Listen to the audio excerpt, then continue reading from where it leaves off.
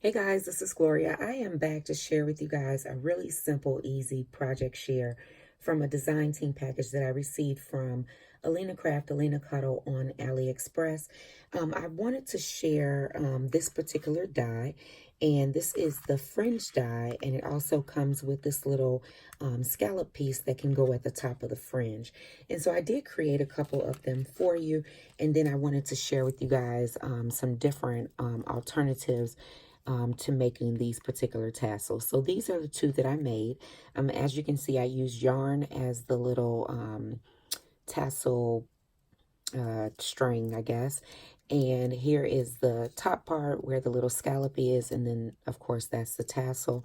And then I just made this one pretty much the same way. And I just put it on a paper clip because I think these are really cute to use in journals and Bible journaling, as well as planners or cards, all kind of stuff. Like you can use it for different craft projects. And I haven't used it with felt as of yet, but I will try that out and let you guys know in a future video how that works out for me.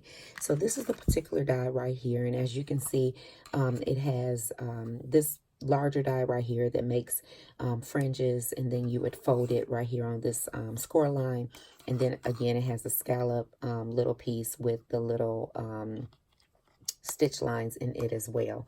So of course you can use these dies however you want, but when you cut out the larger fringe part, this is how it would cut out. Now on my particular die, I noticed that I was having a little bit of an issue right here.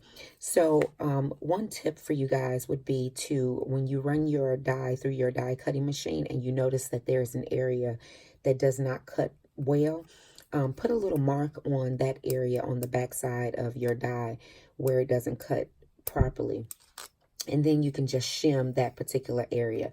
I believe that the reason is because, first off, they're being mass produced or whatever, but there's probably less of a raise right here in this area than it is on the rest of the die.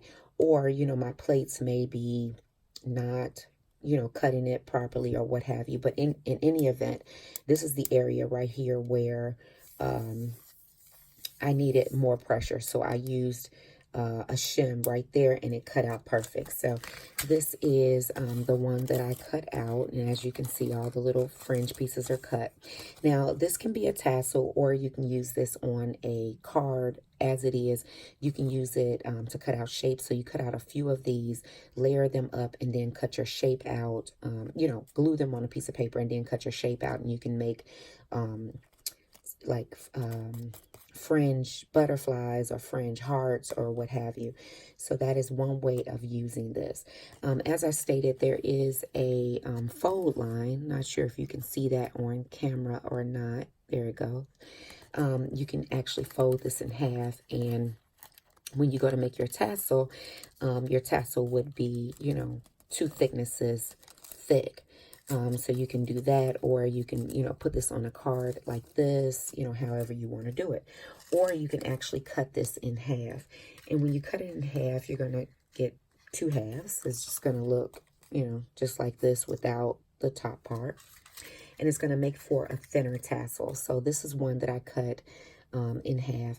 And then at the bottom of this, what I did was I used these decorative scissors, and I just cut along the bottom edge of that to make this little scallop type of edge. So you can use the different decorative scissors that you have to make your bottom of your tassel more decorative. And, again, you can put this on a card as is, or you can make a tassel out of it. The other cool thing is it does come with this little scallop piece. This scallop piece, I cut this particular one out of some washi tape that I have, and it's pretty large washi tape. It looks like this. I believe it's by Heidi Swap.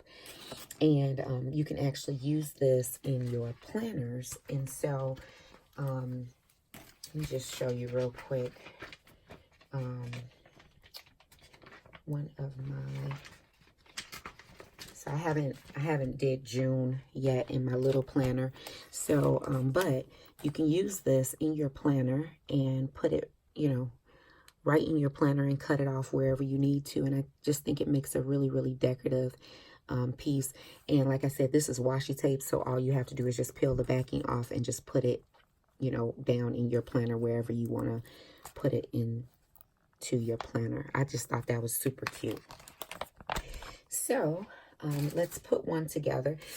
If you have a quilling tool, that will work best because, you know, trying to roll this up is kind of tedious, but not hard to do at all, so this one is the double piece that, you know, that would cut out if you just cut it out regular.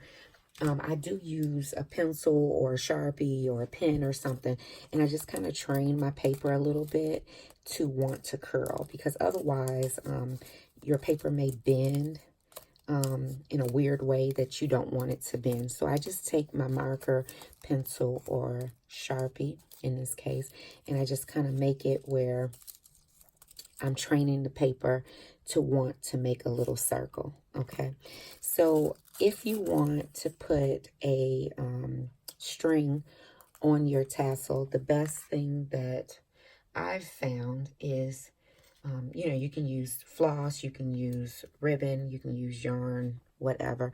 But I'm just going to use some of this yarn that I picked up from the thrift store. And it's just a variegated yarn. Has different pinks, blues, and whites in it. And so the first thing that you would do is you would just put a little bit of hot glue towards the edge. I'm sorry, I'm a little bit off camera, but I'm just putting hot glue right there at the edge of where I'm going to start.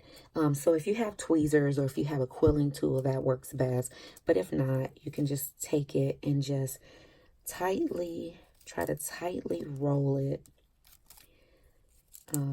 onto itself.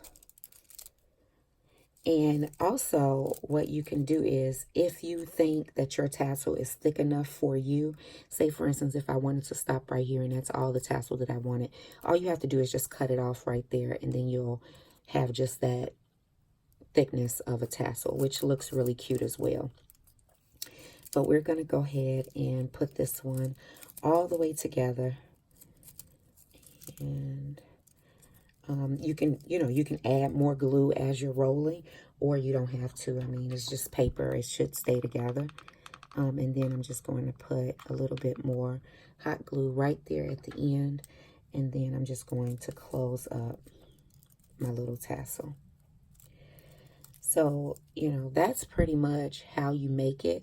And then what you would do is you would take your decorative scallopy piece, and you would just, you know, put it around the top and hot glue it in place. But for that piece, you also want to train your paper to want to curl. And you can measure it out before you put it on there, which is what I tend to do. Or you can wrap it around and cut it, but I'm just gonna cut it before I put it on there. I normally find the seam that I made on the tassel, and I'm just gonna put, oh, I squirted out a lot of hot glue on that. So I'm just going to clean up my mess and wrap this around. Sorry, guys. Oh, I'm using too much glue today, guys. Too much glue. But you guys know what I'm trying to do. Just trying to clean that up a little bit. But that is how you would make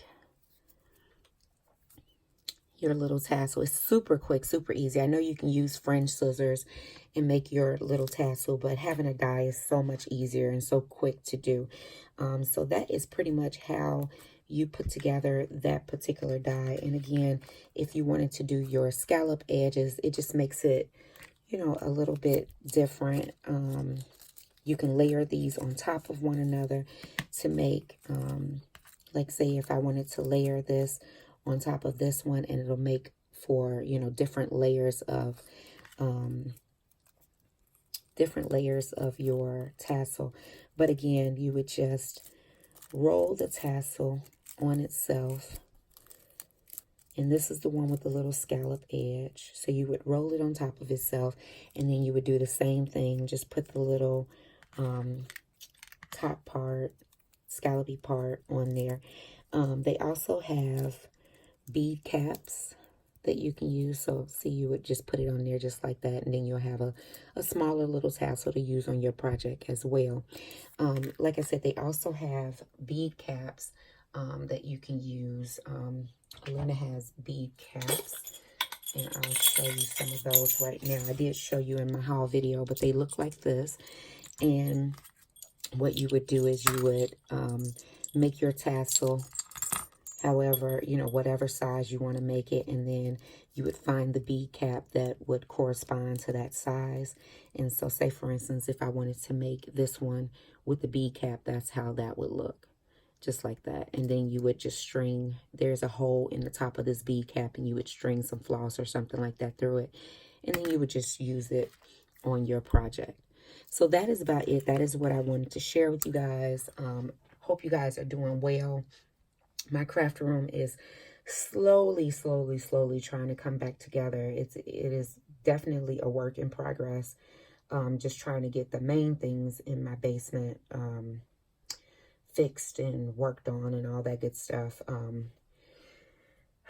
You know, having washing machine and dryer and furnace and hot water tank and all that good stuff down in my basement. Plus, it's a finished basement, so it just makes it a little bit more difficult. But thanks for hanging in there with me, guys. I am now over 14,000 subscribers, which I am super excited about. So thank you so much to everybody that has stuck around with me and that continue to come back and watch my videos. I so appreciate you guys. And as always, guys, if you have any questions or comments, just leave them down below, and I'll get back with you as soon as I possibly can. Take care, guys. Bye.